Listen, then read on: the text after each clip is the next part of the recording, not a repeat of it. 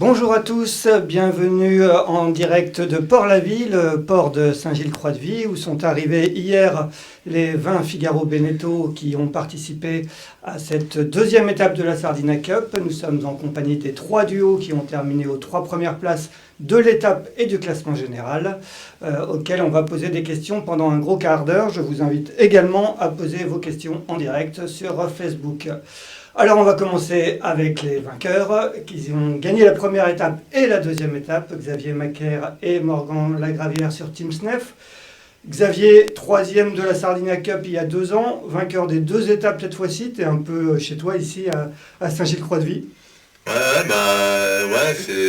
C'est super hein, cette Sardina. C'est vrai que ça nous a déjà bien réussi à Achille Nebou et moi en 2019, puisqu'on était content de faire un podium sur la première course des Figaro 3. Et là, le duo avec Morgan, ça a super bien fonctionné aussi. 2 grandes étapes qui étaient une moyennement longue et une très longue. Et voilà, c'est assez difficile. Content de faire encore mieux qu'il y a 2 ans. Ouais, super content. Morgan, raconte-nous un petit peu cette fin d'étape. Hein. Vous êtes passé en tête peu après, juste avant la bouée BXA. Il y a eu un long bord après pour remonter vers Sud-Bande-Guérande, c'est ça. Et après un dernier bord avec à vos trousses un petit duo qui ne lâchait rien et qui remontait même petit à petit sur vous. Comment ça s'est passé ce dernier bord avec la pression dans votre dos? Écoute, non, ça a été super disputé, hein, comme toutes les courses de la saison en général en Figaro. C'est une classe où même plus qu'exceptionnel, et c'est vrai que là dans le contexte de cette course-là, on a un peu le feu aux fesses sur la fin de course. Ça a permis de nous booster aussi et de trouver l'énergie et voilà, l'émotivité qu'il fallait pour mettre du charbon en permanence. Et puis il n'aurait pas fallu que la course dure plus longtemps, parce que c'est vrai que je pense que quelques minutes de plus, et c'est pas premier qu'on aurait terminé, mais plutôt deuxième. Donc un grand bravo aux 2 loulous qui sont là derrière nous. Elodie, tu disputes ta 2e saison sur le circuit Figaro, hein, sur Bretagne CMB Océane. Te voilà déjà sur le podium. Est-ce que c'est une surprise de te retrouver là? Une surprise, un peu, même si je l'espérais quand même au fond. L'année dernière, voilà, j'ai découvert un peu le circuit, le bateau. Et cette année, je reviens avec un petit peu plus d'ambition. En plus, j'ai navigué beaucoup en double avec un binôme qui était quand même bien expérimenté en course au large. Et je sentais que j'avais bien progressé, que les entraînements de cet hiver étaient efficaces. Et du coup, forcément, hyper contente de débuter la saison avec mon tout premier résultat. Tu nous disais hier à l'arrivée au ponton que tu avais misé sur le bon cheval. Qu'est-ce qui t'a apporté, Corentin, sur cette Sardinia Cup? Corentin, je pense qu'il se connaît bien, il connaît bien le circuit et l'investissement qu'il faut y mettre. Donc, c'est quelqu'un d'hyper rigoureux qui a donné un rythme à bord qui nous a permis d'être toujours à fond, toujours dedans. Il laisse rien au hasard. Et puis il est hyper lucide, il sait faire aller vite le bateau, et je pense qu'on arrive à être vraiment bien complémentaires et à réussir à s'organiser au mieux pour que ça aille vite. Et je pense qu'il est vraiment bon là-dedans, et il sait vraiment naviguer comme ça sur 4 jours. Corentin, toi tu faisais ton retour sur le circuit, tu fais ton retour sur les circuits cette année. Ça t'avait manqué le circuit Figaro Beneteau? Ah ouais, c'est clair, hein. Quand on y est, on se rend pas trop compte de la chance qu'on a d'être sur ce circuit. C'est magnifique, c'est des régates incomparables, comme disait Morgan, c'est incroyable. Si on est tout le temps sur le fil, il y a le cerveau qui est en fusion en permanence. Et ouais, ça me fait vraiment plaisir, ça fait longtemps que j'ai envie de revenir, et Elodie m'a proposé ça, et je suis pas déçu. C'est vraiment... elle est impressionnante, quoi. À bord, ça va faire très très mal d'ici peu de temps. Déjà maintenant. Justement, raconte-nous un peu Elodie à bord. C'est incroyable, quoi. Elle a toujours la banane, elle est toujours à fond, il fait -15, tu lui dis vas-y, à toi, ok, j'arrive, cool, c'est parti. Allez, Ça, c'est parce qu'il m'a prêté des chaussettes sèches. C'est parti, et voilà, et puis elle va super vite, quoi. C'est vraiment impressionnant. Je vais dire que je suis agréablement surpris. Quand elle m'a demandé, j'ai pesé le pour et le contre, et j'avais déjà vu qu'elle faisait des jolies choses, mais je ne m'attendais pas à ce qu'elle soit déjà aussi haute en termes de niveau. Donc non, je suis vraiment très, très content. Et puis là, faire une 2e place, c'était un peu inespéré. Enfin, on n'avait pas trop parlé de classement, mais voilà, on a essayé de travailler le mieux possible cet hiver, et puis sans se mettre trop de pression. C'est bien, c'est cool. Et puis d'arriver derrière Morgan et Xavier qui sont des grands champions, et puis en plus devant Yann et Martin aussi des grands champions. On se met entre les deux, c'est top pour nous, c'est bien pour la Transat. Sur la troisième marche du podium, effectivement, Martin Lepape et Yann Aliès sur Gardons la Vue Fondation Stargard. Martin, tu faisais équipe il y a 2 ans avec Charlie Dalin. Cette fois-ci avec Yann Aliès, tu as le don de bien t'entourer. Comment ça s'est passé avec Yann sur cette Sardinia Cup? Ouais, c'est vrai, je m'entoure bien, je suis content. Non, bah, ça s'est super bien passé, hein. C'est clair que c'était je dirais pas un crash test parce qu'on a quand même beaucoup navigué en Figaro ensemble depuis qu'on s'entraîne l'année dernière pour la forêt déjà avant la Transat. Donc j'étais ravi, c'est un bon camarade de mer et c'est important.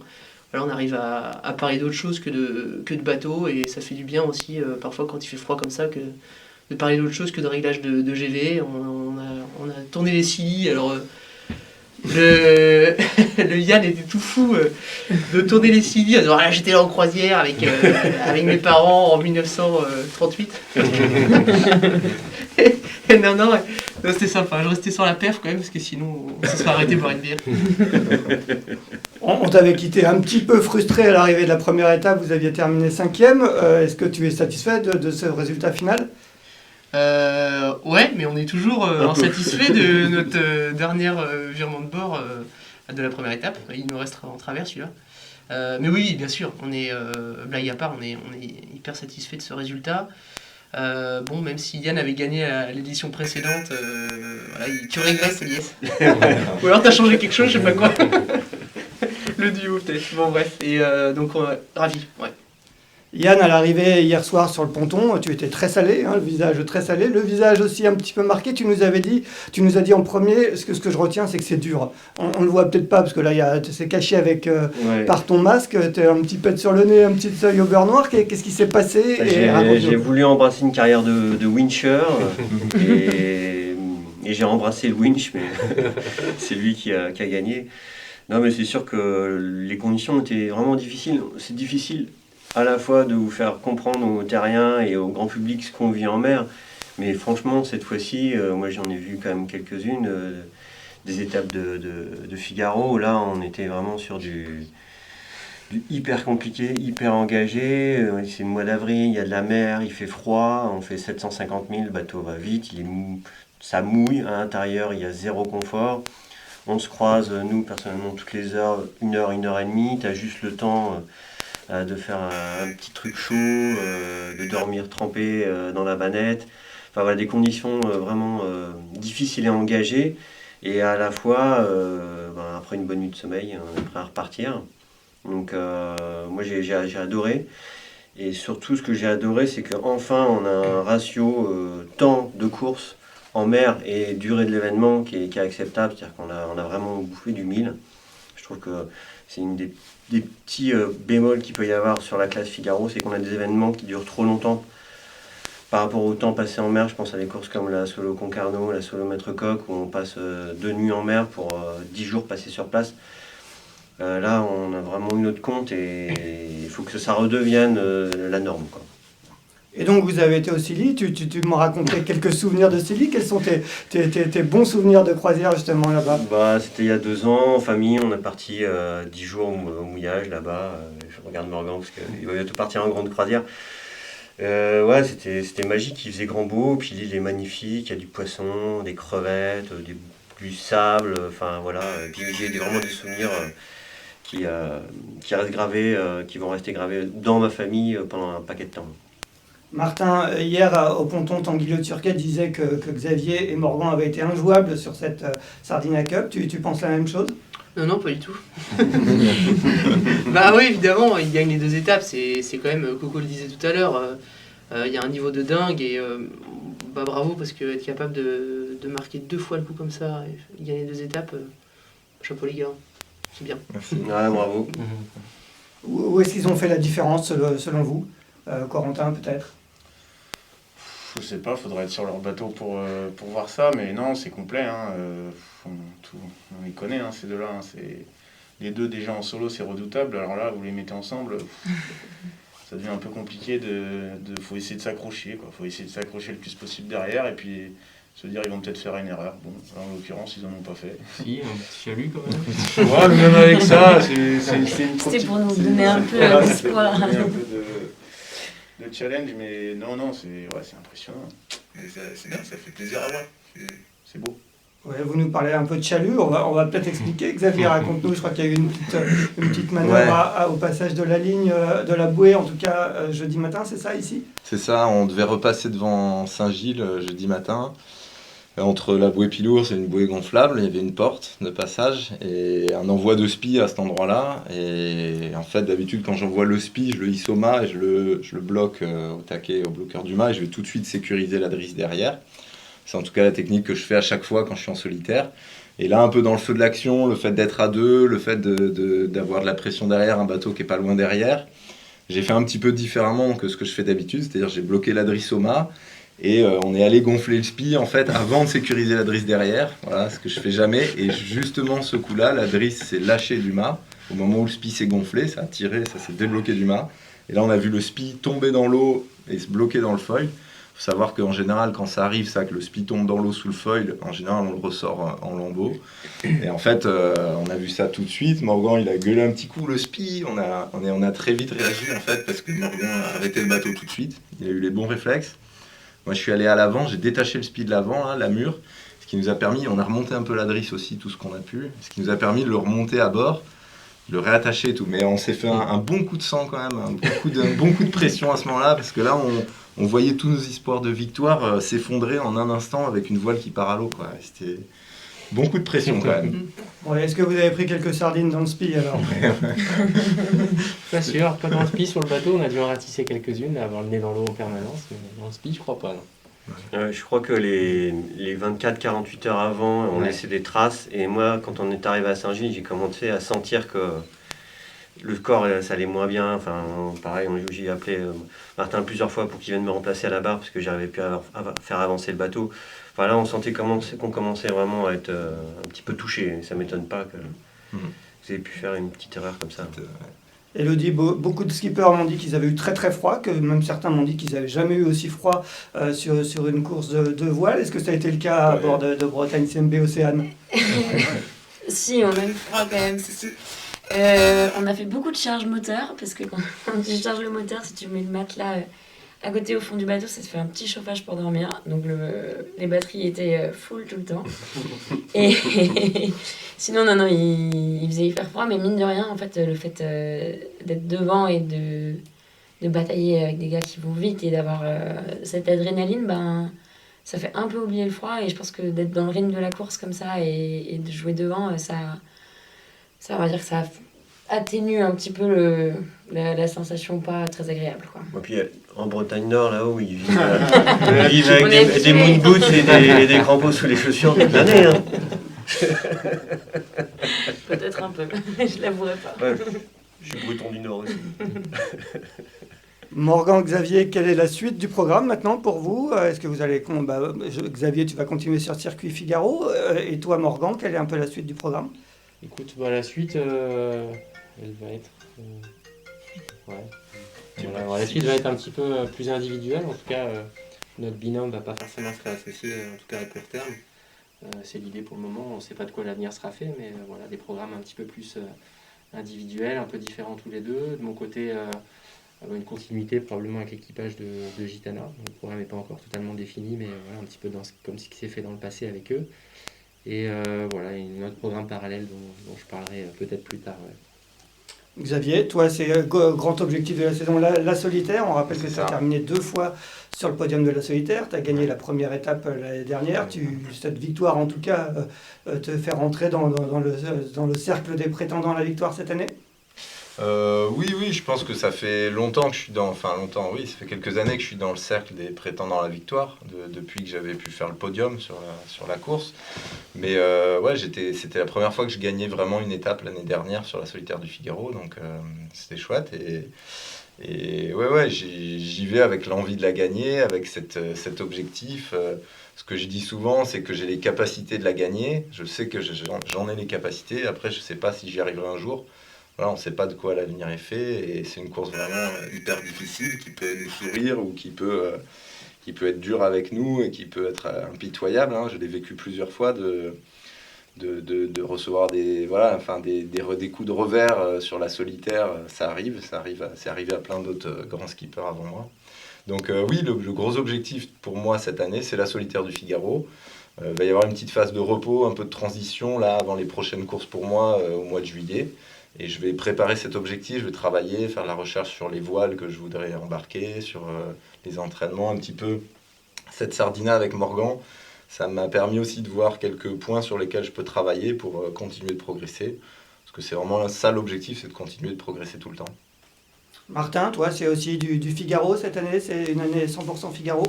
Ah ouais, moi c'est une année dense et 100% Figaro. Donc Transat qui va venir vite, il y a une job list énorme sur les bateaux et en logistique pour être prêt dans 3 semaines maintenant pour le départ à Concarneau. Donc ouais, une saison intéressante, chargée et avec comme principal objectif la solitaire en fin de saison.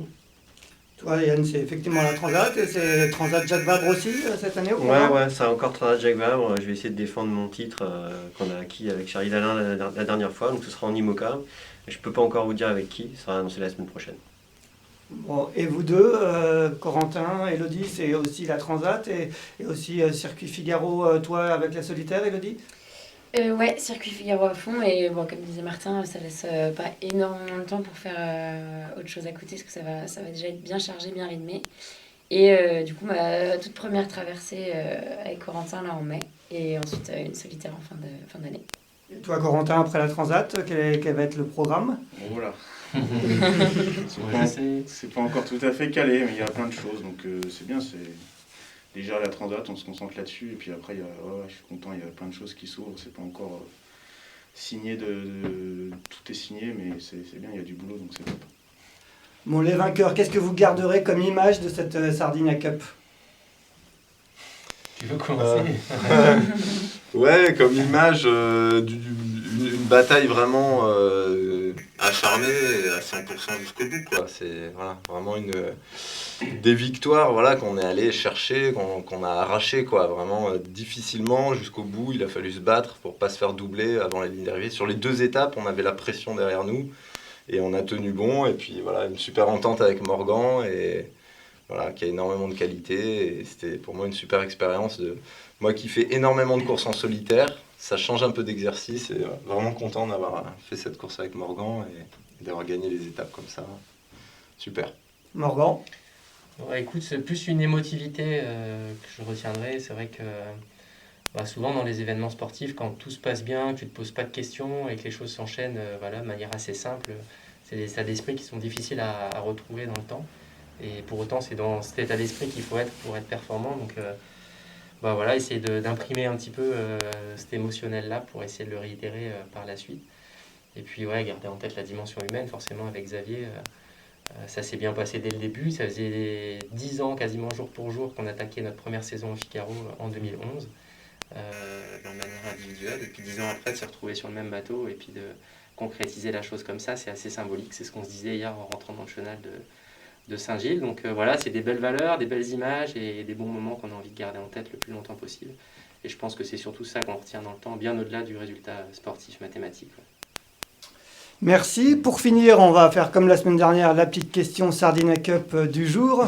Alors, on va voir qui va répondre en premier. Je vais vous demander... Gilocrucien. Les Gilocruciens. On a une autre question. Non, c'est pas ça. L'autre question, la question Sardinia Cup du jour, c'est qui a passé en tête la bouée des 5 pinots sur cette deuxième étape qui était la marche? Philippe, c'est Marine Nationale. Marine Nationale. Le headshot. Voilà, et bien bravo. Bravo à tous les 6 en tout cas. Merci beaucoup de nous avoir suivis. Alors, on va vous offrir les petites sardines comme ça, chacun. Fraîchement pêché hier matin, je crois. Mis en conserve cet après-midi. Pour le Xavier Morgan. Pour l'avitaillement de la Transat. On a vendu le tour. Hein? Tu vas les avoir, les sardines? Bah voilà. Est-ce que vous avez remarqué sur la deuxième étape? Bravo à Non, tous mais on a et des merci bons beaucoup de apéros nous avoir suivis. Bon courage à tous les 6 pour la suite de votre saison. On vous suivra avec attention et sans doute dans 2 ans à Saint-Gilles-Croix-de-Vie pour la 3e édition de la Sardinia Cup. Merci. Merci à tous. Merci. bout de pain là.